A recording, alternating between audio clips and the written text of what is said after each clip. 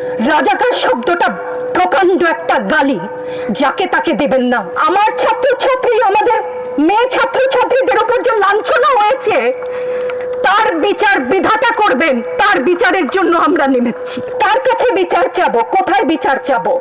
আমরা ঘৃণা জানাই। আমার কথা আমি বলতে পারবো না, আপনি তুলে নিয়ে যাবেন। প্রতিবাদ করতে পারবো না, ভিন্ন মত প্রকাশ করতে পারবো না, আপনি আমাদেরকে রাজাকার বলে গালি দিবেন। ছাত্র ছাত্রীদের উপর জুলুম বন্ধ না করলে পরিণতি ইতিহাস বলে দেয় কারো জন্য ভালো হয় না। এখন আমাদের সাথে আমাদের প্রিয় সহকর্মী চৌধুরী সাইমা ফেরদৌস, আমাদের ইনস্টিটিউট অফ বিজনেস অ্যাডমিনিস্ট্রেশন থেকে, উনি সংক্ষেপে তার অনুভূতিটি বলবেন। আসসালামু আলাইকুম সবাইকে। আমার বলবার অনেক কিছু আছে, সংক্ষিপ্ত করার কথা আমি খেই হারাচ্ছি, আমি কোনটা বলবো আর কোনটা বলবো না, সেটা আমার ঘৃণা।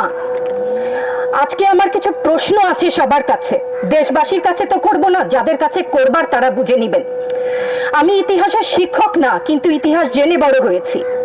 আমার জন্ম ৭১-এর পরে, কিন্তু বই খাতা থেকে সরাসরি যুদ্ধে, ভাষা আন্দোলনে যারা অংশগ্রহণ করেছিলেন তাদের কাছ থেকে শোনা শিক্ষা থেকে জানি মুক্তিযুদ্ধের চেতনা কি, ভাষা আন্দোলনের চেতনা কি ছিল। মুখের ভাষা বাংলা বলতে পারি, সেই জন্য বোধহয় ভাষা আন্দোলনের শহীদরা শহীদ হননি। আমার কথা আমি বলতে পারবো না, আপনি তুলে নিয়ে যাবেন। প্রতিবাদ করতে পারবো না, ভিন্ন মত প্রকাশ করতে পারবো না, আপনি আমাদেরকে রাজাকার বলে গালি দিবেন। রাজাকার শব্দটা প্রকাণ্ড একটা গালি, যাকে তাকে দেবেন না। আমি অনুরোধ করছি না, আপনাদেরকে বলে দিচ্ছি। ছাত্রদের কথায় আমি কিছুটা পরে আসছি, সেখানে আমাদের সহকর্মীরা যারা বলেছেন সেখানে আমি পূর্ণ একমত। আমাকে একটু বলে দেবেন আপনারা, মুক্তিযুদ্ধের চেতনা কি ছিল দেশের হয়ে? আপনারা বলবেন যে যারা শুধুমাত্র আমার বাবা মুক্তিযোদ্ধা ছিলেন তাই আমার অধিকার প্রাপ্য অনেক কিছু, সেখানে পূর্ণ সহমত।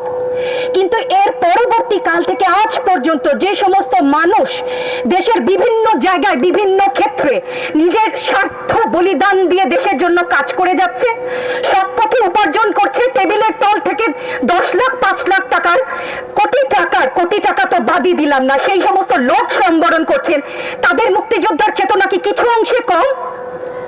সেই প্রতিবাদ করলে আপনি আমাদেরকে বলবেন রাজাকার। রাজাকারের বাচ্চা, এটা প্রকাণ্ড গালি, যত্রতত্র দেবেন না। আর আমার ছাত্র ছাত্রীদের গায়ে গুলি কেন?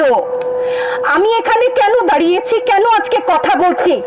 কারণ আমি মানুষ, আমি শিক্ষিত একজন মানুষ, আপাদমস্তক ভাবে যাকে শিক্ষা বলেন।